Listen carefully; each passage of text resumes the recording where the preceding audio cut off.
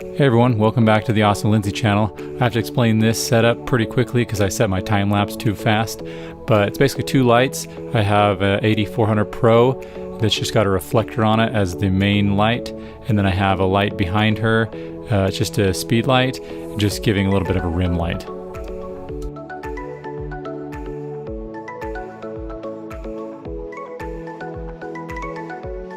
This next look has four lights. The key light is an AD400 and it's just got the reflector, just a bare reflector. And then there's a fill light with the umbrella here. It's another AD400 Pro. And then I have two lights in the background. One is shining on her right side, just kind of giving a little bit of a rim light. And then one is just on the background at a very low power, just to kind of give a little bit of gradient on the background.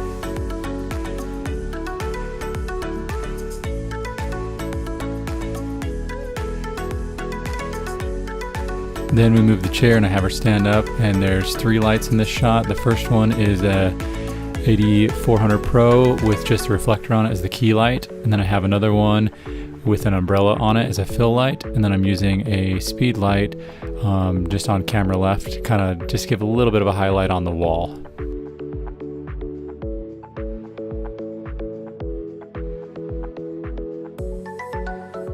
This last look, we did a standing one and we did a sitting one, but my GoPro battery died, so I'm going to refer to iPhone footage that I recorded because the light setup is the same in both the standing and the sitting shots.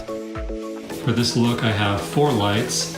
I have a key light, a kind of side fill light, and then I have two background lights. I have her on a stool, and then I have a cat scratcher so she can rest her leg on it.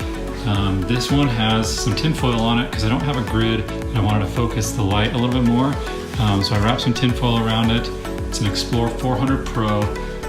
It's a 64th and 3/4 power. This one is another Explore 400 Pro. This is a 1/4 power. And then the two backlights are just speed lights. They're Godox speed lights.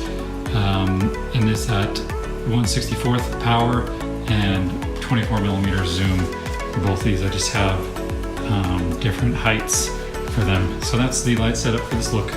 Hopefully you found this entertaining or informative. Please consider liking or subscribing. If you guys do have any questions, leave them down in the comments field and I'll do my best to answer them. And thanks you guys for watching.